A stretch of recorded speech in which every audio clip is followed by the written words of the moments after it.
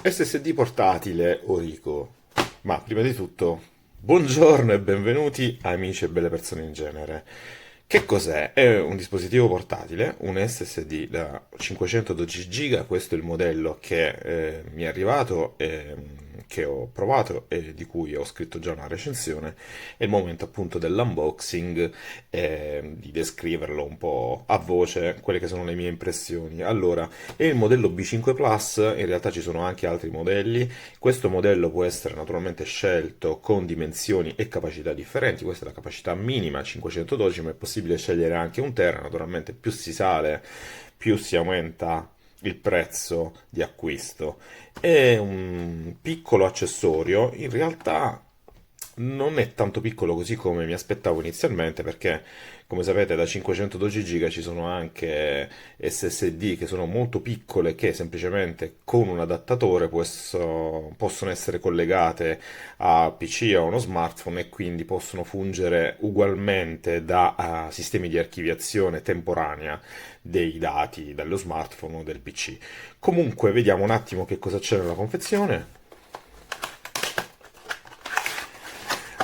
Questo qui è il dispositivo. Come vedete non è proprio piccolino, è di forma quadrata, ha un case in plastica, ha un occhio che è un LED che si illumina di colore blu nel momento in cui viene usato e quindi si iniziano a trasferire i dati, lui si illumina in maniera intermittente e ha anche una porta USB-C che garantisce insieme al cavo una trasmissione di dati ad una velocità adeguata che mi ha consentito nell'utilizzo che ne ho fatto io di svuotare lo smartphone da ehm, foto e video.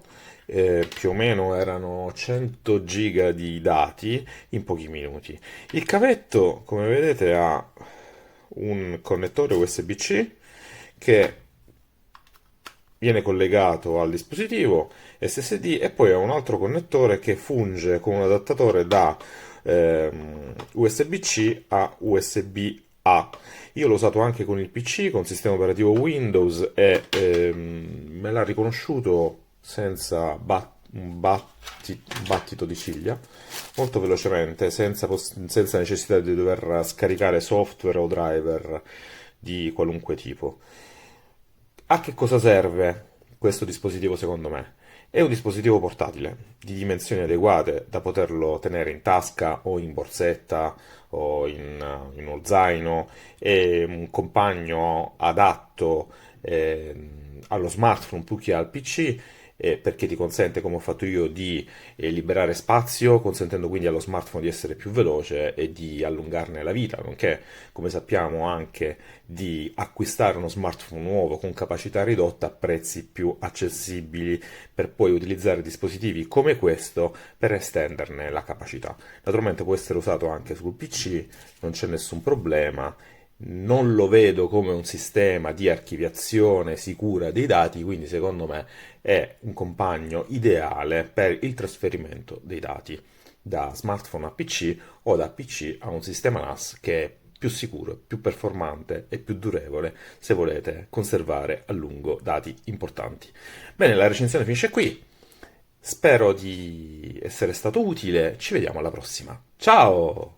Let's look at the ORICO eFox Portable SSD. It's 256 gig, read speed up to 560 megabytes.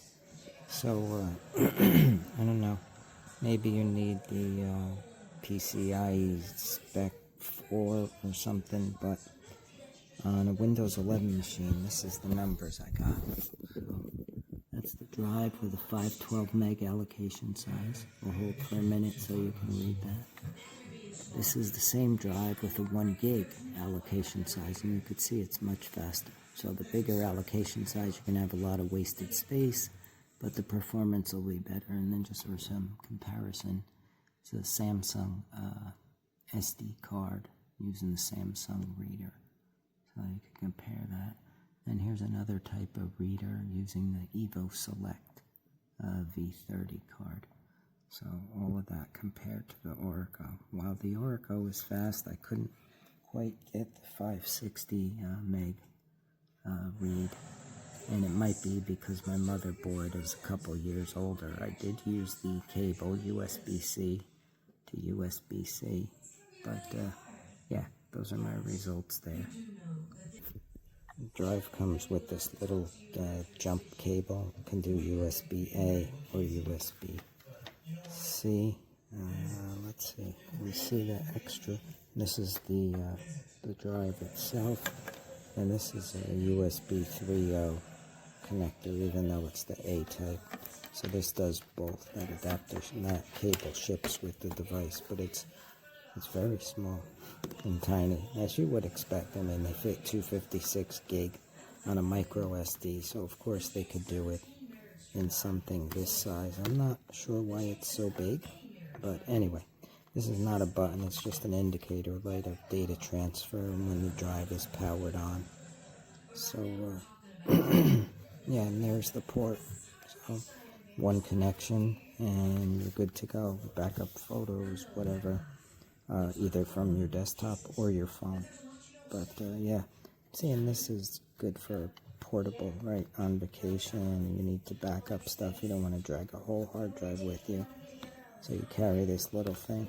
It's about 2 inches by 2 inches, and it's rather thin. So it'll fit in your pocket nice.